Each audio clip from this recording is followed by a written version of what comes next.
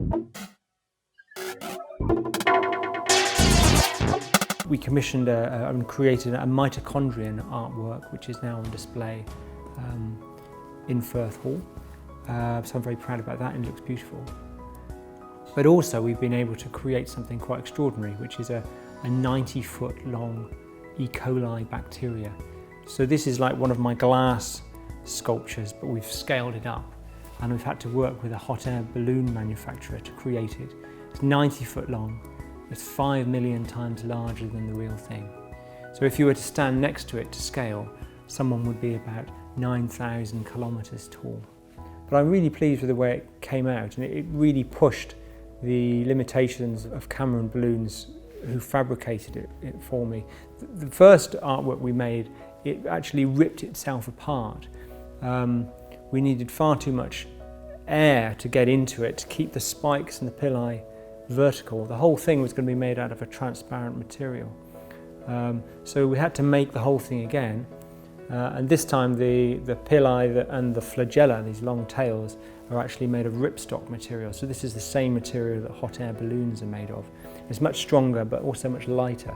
So now we only need a very small fan that's sort of hidden away in a cupboard to inflate this entire sculpture.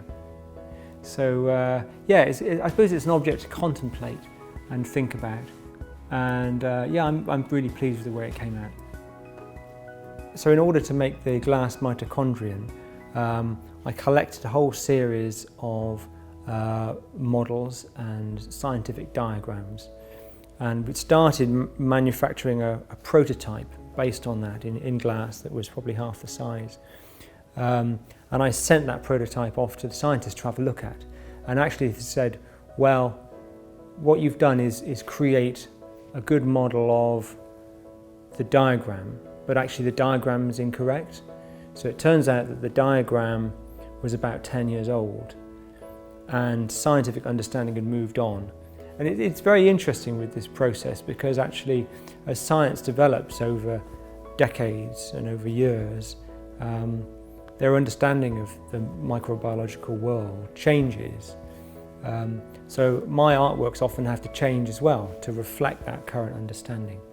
So over time, my artworks have had to get more and more intricate and more detailed as scientists' understanding of this sort of hidden microscopic world changes as well. My interest in perception has led to a whole series of different works over the years. And quite recently I made a pixelated sculpture of my daughter. So in the same way that from a distance a pixelated photograph made of little squares, from a distance it looks quite real, and then you get closer to it and it fragments into squares. Well, I was interested to see whether that would work with sculptures on a three-dimensional basis. So I scanned my daughter with an Xbox Kinect, and we pixelated the CAD model, and the whole thing's been water jet cut. So instead of having squares, she's made of little cubes. And the artwork stands in Bristol Temple Mead Station, and from a distance she looks completely real, and it's actually prevented a few trains from leaving late at night, where the train driver's been worried that there's this girl stranded at the end of the station.